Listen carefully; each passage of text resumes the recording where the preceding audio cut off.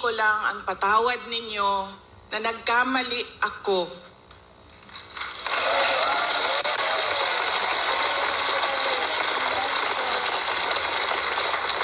Nagkamali ako sa paghingi ng tulong at suporta niyo para kay Pangulong Bongbong Marcos.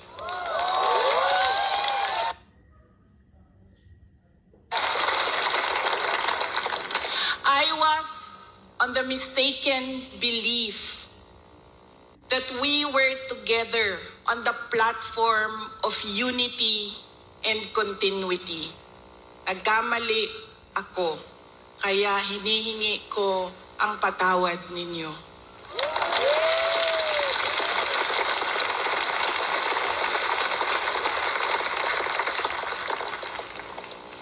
You know, this has been going on for 9 days, ang assault sa inyong Kingdom Nation, at I could not come earlier dahil meron ding atake sa opisina ng pangalawang Pangulo at hindi ko maiwanan ang aking mga kasamahan doon sa Office of the Vice President. But always remember na wala man ako sa mga masasayang araw ninyo, pero nandito ako lagi sa inyong kalungkutan. I will always be with you in your darkness. Bago ako pumunta dito, doon sa Manila, sinabihan ako, huwag kang lumapit sa KOJC dahil talo ka dyan. Kalaban mo administrasyon, kalaban mo dayuhan na superpower. Sabi ko sa taong nagsabi sa akin noon, walang contest, hindi ako matatalo. Walang kompetisyon.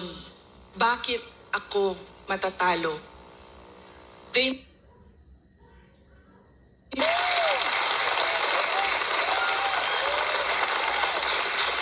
may only be 8 million around the world.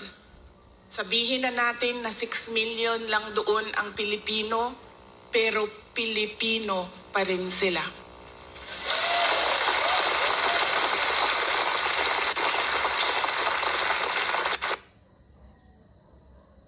Gigorgo. Noong ako ay naging Vice President, isa sa lagi na problema natin, hindi lang dito sa Davao City, but sa iba't ibang lugar ng Pilipinas, ay ang disaster response.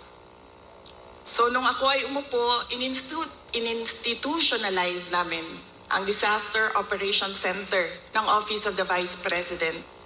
Ang aming paghahanda ay disaster response. Pinaghandaan namin ang baha, pinaghandaan namin ang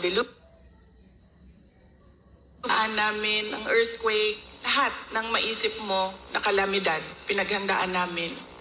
Pero, nasabi ko doon sa mga kasamahan ko sa Office of the Vice President, we have not prepared for a crisis such as the kingdom of Jesus Christ.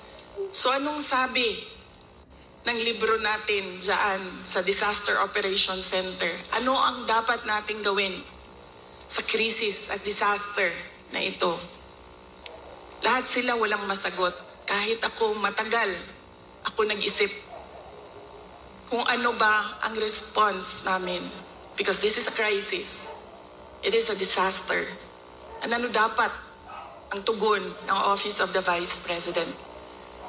At isa lang ang naisip ko. Sabi ko, as Vice President and as a Dabawenyo, I will be there to comfort them.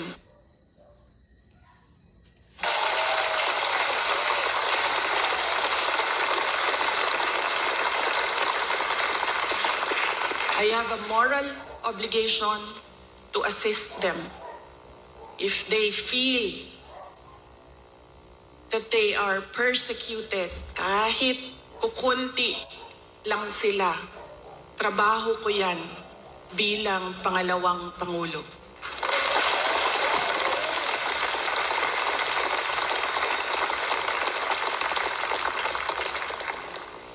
Doon din sa amin, sa Office of the Vice President, sabi nung isang kasamahan namin, doon sa USEC namin, sabi niya, USEC, ano bang